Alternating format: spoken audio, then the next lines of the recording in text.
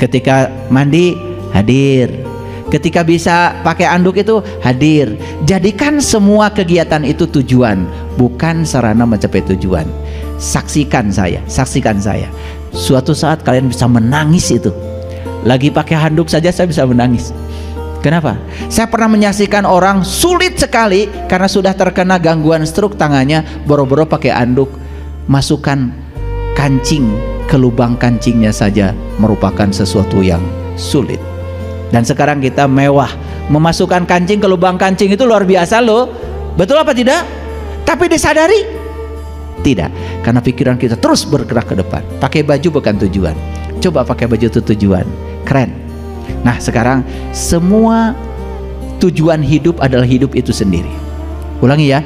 Semua tujuan hidup adalah hidup itu sendiri. Hadir di sini saat ini sekarang. Rasakan nanti.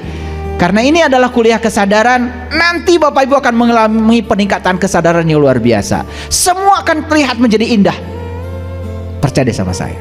Bahkan saat kita sudah berhadapan dengan nasi pun mungkin kita akan terdiam sejenak. Luar biasa. Bagaimana ya Allah menumbuhkan padi ini? Bagaimana padi ini bisa sampai ke tangan saya? Berapa ribu orang yang terlibat untuk menghadirkan satu piring nasi ini? Kalian bisa menangis, dan setelah itu tidak mau lagi merendahkan orang lain. Makanya kalau habis makan itu harus ke siapa ya saya mengembalikan kebaikan saya ini. Karena saya tidak tahu yang nanam padi siapa, yang nanam tomat siapa, yang nanam jagung siapa, saya nggak tahu. Makanya karena saya tidak tahu, ya sudah, siapapun orang yang bertemu dengan saya harus saya bahagiakan. Itu aja. Itu untuk mengembalikan hutang budi saya kepada mereka semua. Makanya kalau saya habis makan itu, aduh, tanggung jawabnya luar biasa. Boro-boro merendahkan orang, boro-boro membenci orang, boro-boro menghujat orang. Ya, hutang budi yang sudah saya makan aja, apalagi kepada Allah ya. Habis kita makan semua dimasukkan, Allah urus semuanya. Ya, ini bagian buat tulang, ini bagian buat darah, ini buat daging, ini, buat itu, dibagi sama Allah ke semua anggota tubuh kita tanpa kita tahu. Masih mencari Allah di luar diri kita. Sebegitunya Allah tegak berdiri mengurusi semua kebutuhan kita sendiri. Cuman kita selama ini tidak sadar. Sekarang tapaki semua perjalanan hidup ini dengan kesadaran. Ya ayyuhallazina amanu, siapa yang dihaikan di ayat ini? Orang beriman bukan? Siapa orang beriman? Yang sudah tidak tertutup lagi bukan? Kan tadi kafir itu artinya tertutup. Sudah jadi bahasa Inggris, kafir itu dari bahasa Arab. Jadi kalau kafir yang tertutup berarti iman artinya apa? Terbuka.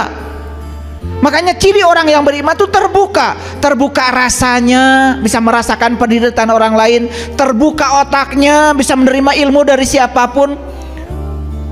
Terbuka ampunannya, bisa memaafkan siapapun. Gitu. Buat apa kalian marah? Daripada marah lebih bagus memaafkan.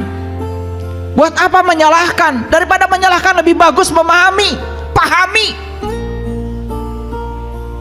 Ketika anak melawan orang tua, pahami apa yang ada pada anak kita. Kenapa anak saya melawan saya? Jangan dimarahin. Jangan-jangan dia pernah melihat contoh dari lingkungan. Jangan-jangan dia pernah melihat gambaran itu dari orang lain. Jangan-jangan dia tidak mungkin melakukan itu kalau tidak ada contohnya. Karena saat anak itu berkembang, dia punya cermin neuron, namanya mirror neuron, cermin saraf. Dia akan melakukan yang dia lihat. Jangan buru-buru dihukum, jangan buru-buru diponis, jangan terjebak benar salah. Pahami, pahami. Maaf, kenapa suami saya kok tidak sayang lagi pada saya? Pahami, pahami. Jangan marah dulu. Ada apa yang salah dengan saya? Jangan-jangan pelayanan saya tidak bagus. Jangan-jangan saya terlalu cerewet. Jangan-jangan saya terlalu memiliki. Jangan-jangan saya terlalu melekat. Jangan-jangan saya tidak membuat nyaman. Rubah diri kita. Kita tuh sudah terbiasa merubah orang lain di luar diri kita, dan kita lupa merubah diri kita sendiri. Betul? Yuk lihat ayat ini. Siapa yang dihaikan? Orang beriman. Siapa orang beriman? yang sudah terbuka, orang yang sudah sadar, orang yang sudah hadir di sini saat ini sekarang, merasakan kehadiran Allah setiap saat di ruang dan waktu. Tempo hari di Cikole, saya ajarkan meditasi berjalan. Meditasi berjalan, nangis semua.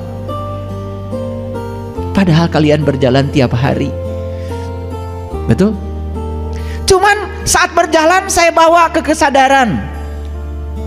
Saya bilang, angkat, ayunkan, tumpukan.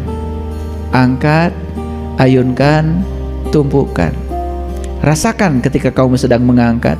Rasakan ketika kaki sedang mengayun. Rasakan ketika kaki sedang menumpuk ke tanah. Rasakan, hadirlah di situ satu. Nangis semua. Ayah, saya berjalan tiap hari tapi tanpa kesadaran. Dan hari ini saya berjalan dengan kesadaran, saya menangis. Lalu semuanya berterima kasih. Terima kasih kaki, kamu hebat. Kamu mengantar kemanapun saya mau. Saya sudah jalan-jalan ke luar negeri, saya jalan-jalan kemana karena diantar oleh kamu. Dan selama ini kita hampir tidak punya waktu berterima kasih pada kaki kita ini.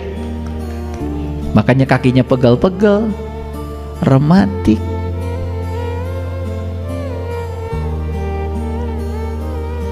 Betul apa tidak? Duduk sedikit, begitu bangun cara rangkel, nyalahkan wedaren. Betul nggak? Betul? Emang yang paling gampang nyalahkan batur.